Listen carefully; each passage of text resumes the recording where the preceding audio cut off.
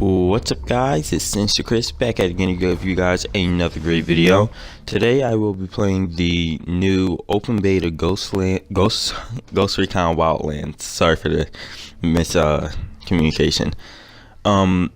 So far, if you don't really care about the character customization of everything, you can just skip to 222 as you see in the top right of the screen.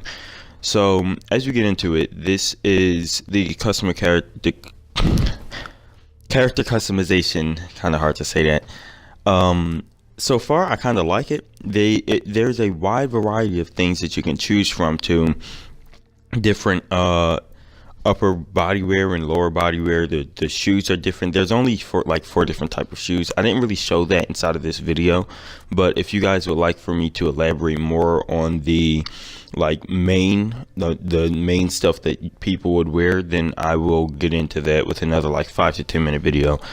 But these are just the accessories so far. So after I just got my all black wear, because I kind of just love the color black. As you see, I was just going down the list of the backpacks and the hand garments and the eyewear and everything. I don't know, it's a lot of different stuff inside of this game that if you really have a keen eye, you'll notice that they really paid attention to a lot. This is what really Ghost Recon's game should be like. Their character customization really is something that grabbed me. I wasn't expecting something this serious, especially for a game that's based around fighting cartel in South America. So they really did a great job of giving you the character customization that you would want to be able to differentiate yourself from the people that are going to be playing the game with you. Now, this is a solo and co-op game. Solo with one person, of course, and co-op up to 4 players that you can play online with in the immense open world that they have inside of this game. But I'll get into that a little bit later. So after I'm done with my character customization, you are presented to they give you a couple of cutscenes. I don't want to show any cutscenes because that will take away from the core aspect of watching the review. I don't want to spoil the game for anybody. So this is my review of just driving the trucks and the cars and everything like this. So this is literally the first 5 to 10 minutes of the game. So first of all, I gotta say, the scenery of this game, it is beautiful. They did a great job on the vegetation inside of the area, and the roads they did a great job on, and they did a perfect job on just giving you a sense that you're actually in this place. Now, I don't mean to go into the piece of trash that we call VR, but I would actually want to play this with some VR. The trucks and the cars handle very nicely. You can tell the difference between a crappy car and a really nice car, and a ran down truck and a brand new truck.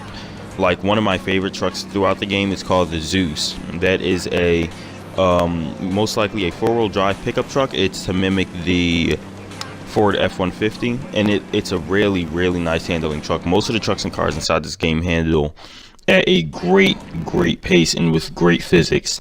Now, this is the first mission that I ended up playing. Once again, didn't want to show any cutscenes or anything like that. So first of all, this is me trying out the drone.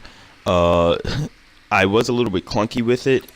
It took me a little while to really get used to using this thing. I was not really sure on how to use it. Sure, it gives you the different instructions on how to use it in the bottom left of the screen, but I wasn't aware that they would actually take into consideration that you can't go too far away from your user because you'll lose a couple of bars. I want to say Wi-Fi, but I know it's not Wi-Fi. And I also like that they took into consideration to give you the battery life of the thing too. And if people play Watch Dogs 2, I'm pretty sure this is one thing they'll most likely brag and boast about, how Watch Dogs 2 doesn't give you that little those little key aspects that will really make it seem realistic with their drones and their crawlers and things like that they have inside of the game. So and throughout the game, see, so they do this type of tutorial thing where as you're getting ready to learn something, or as you'll need it in a mission, they'll just gradually like hand it to you really quick. So the tutorials inside the game, I gotta say, they work very nicely. They don't jump in the middle of your way with a huge video on, oh, how do you shoot a gun? I haven't played any other shooting games ever, and I don't know how to use RT.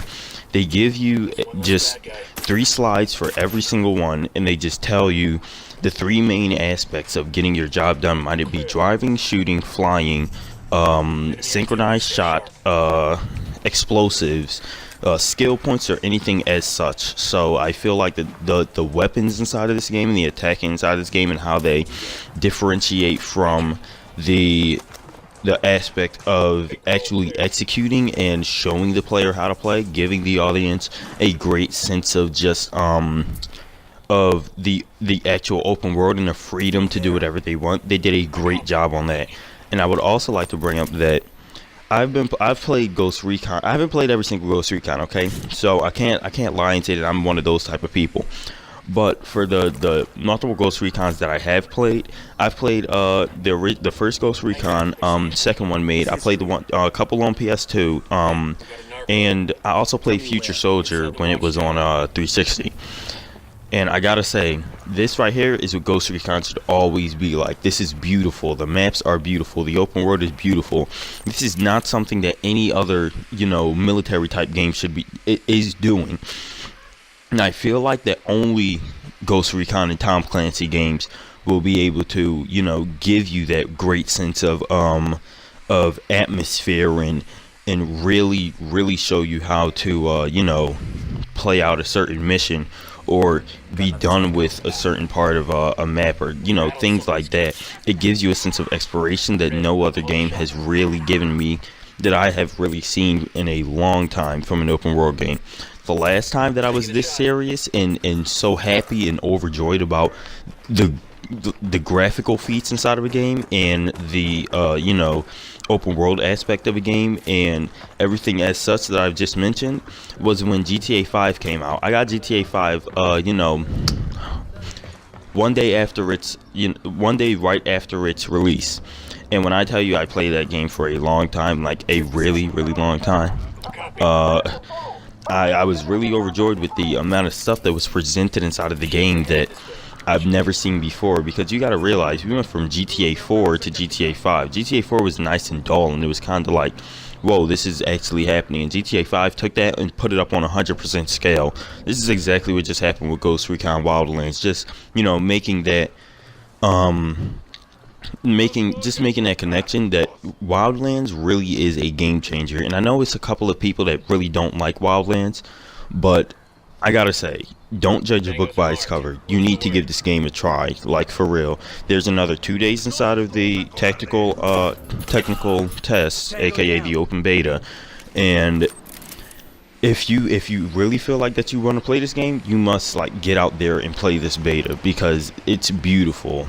I haven't seen any glitches inside of the beta, no graphical errors inside of the beta, so many things inside of this beta is pretty great. And I gotta say, it's really starting to rub off on you. This game really is a game changer, and it's something crazy that a lot of people were not really ready for. The whole Tom Clancy team did literally one of the best jobs that I've ever seen in a game on this type of scale in my life. I can't wait to see the different DLCs that'll be offered and things like that. Now, going back to the video that is playing right now, this is just like it says in the top right of the screen, it's just a small mission. I just wanted to show you guys a different case of me actually trying, realizing what I'm doing and showing you what different things I could do inside of the game. So this is another one of their trucks. I'm pretty sure it's to mimic the Jeep Wrangler. It's actually really nice. It handles really well. I actually like it. I still have kind of problems driving on this game, and that's only because I'm not really used to the physics yet, I would say, and how the trucks and the cars actually handle. But it's getting there. So lately I've been actually like worrying about how I'm driving and the people, so I don't kill them, the civilians, because I'm pretty sure you do get penalized for killing civilians and killing rebels. Rebels is something that you'll learn about also. Those are people that you must like unlock from cages, save from the cartel and things like that, so then they can be on your side, so you can have more firepower on your side. So this is the Sicario farm, I'm pretty sure you just said. And this was kind of, I'm not gonna hold you, this is only my second to third mission played, and it kind of took me a minute. I was like kind of messing up here, there, and everywhere. And I gotta say, so I don't play on the top two difficulties. I'm playing on the third difficulty of the game. I forget exactly what it's called, but as of like most likely today at 1 to 2 o'clock, I will be playing on the hardest difficulty, and that's because I really feel like that I'm ready to play on these difficulties, and it's because how the game taught me how to play and how I've been like really learning, listening, and executing it like the game really teaches you how to win. Okay, if you take that and you really work with it, then it's a chance that you can really do something nice inside the game. Now, I did get downed a couple of times. I don't think that I was really ready to go into this mission like this. I was like here, there, and everywhere with it. So I'm gonna shut up and just let the clip play for another like minute, and I'll get right back to you guys. Okay, see you.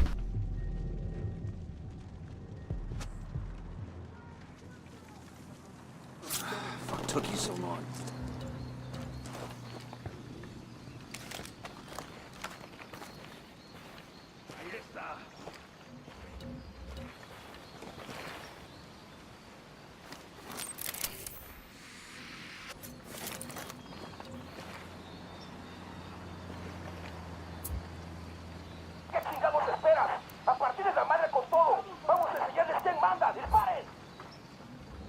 They're coming this way.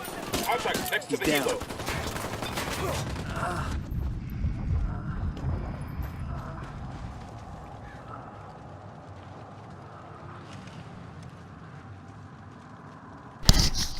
Ooh, what's up guys? I'm back. So getting back into it, so this mission will be over in about a minute and a half. It didn't take me too long to actually play through the whole entire mission, and I doubt that I'm actually going to put the full mission inside of the game. It's only a small side mission, so it isn't like anything too serious that is going to be crucial to this story of the video game. But this was just a small interrogation mission. You get these throughout the game, and they're just to, it's like filler missions, right? So when they say inside of the game's intro there are hours upon hours of content, there is really hours upon hours of content. So they really did do a stupendous job on executing everything and showing everybody how to play the game and get through the certain feats of the game. So past the side mission and stuff like that, this is me flying the helicopter for the first time. Okay, so most people would think, well, I don't even know, I don't want to make that generalization. Most people would think that the flying inside of the game would be aided by a more tactical flight system, but surprisingly it isn't. It's pretty easy to fly everything. When I actually picked up the helicopter and I started trying to fly it out, I thought that it was going to fly like if I was playing Battlefield, any of the Battlefields for real.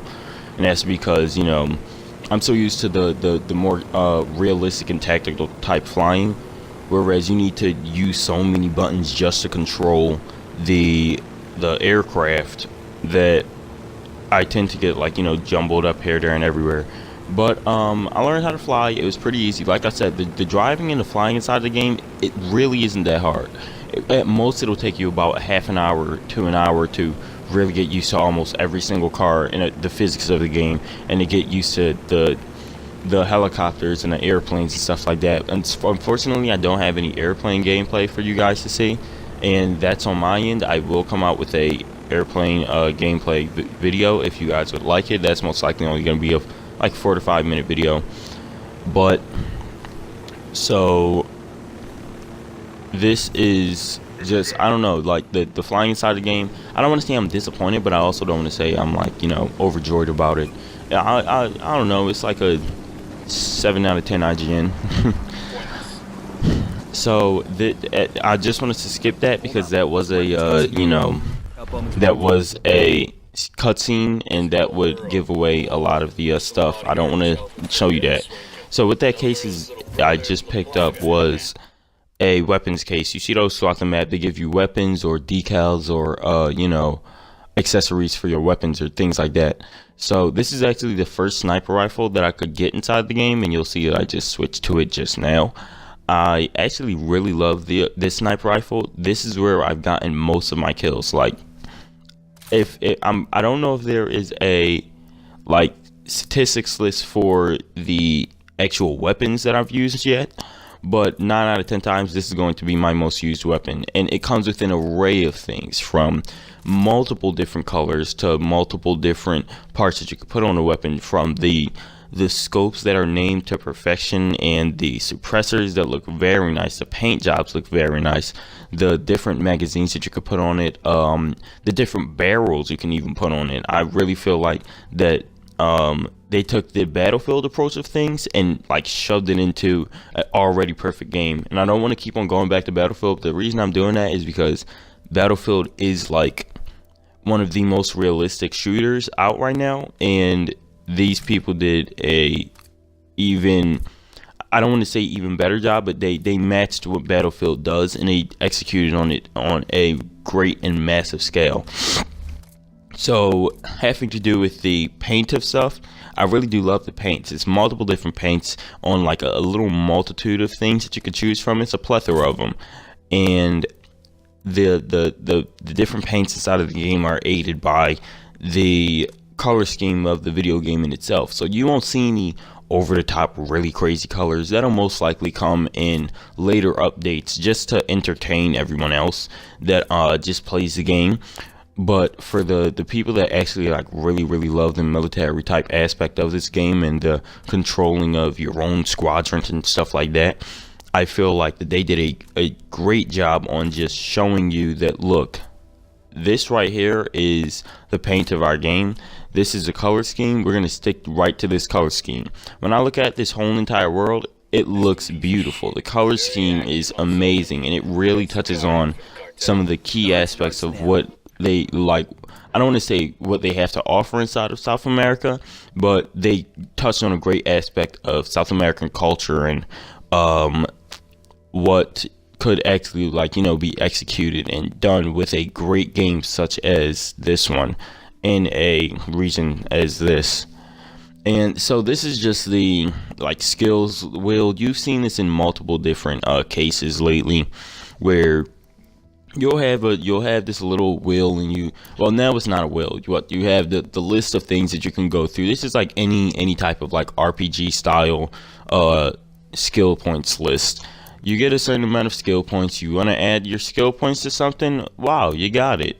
Like, I just bought myself I ended up buying myself some stamina just now, but I did get myself some other stuff later. But see you soon.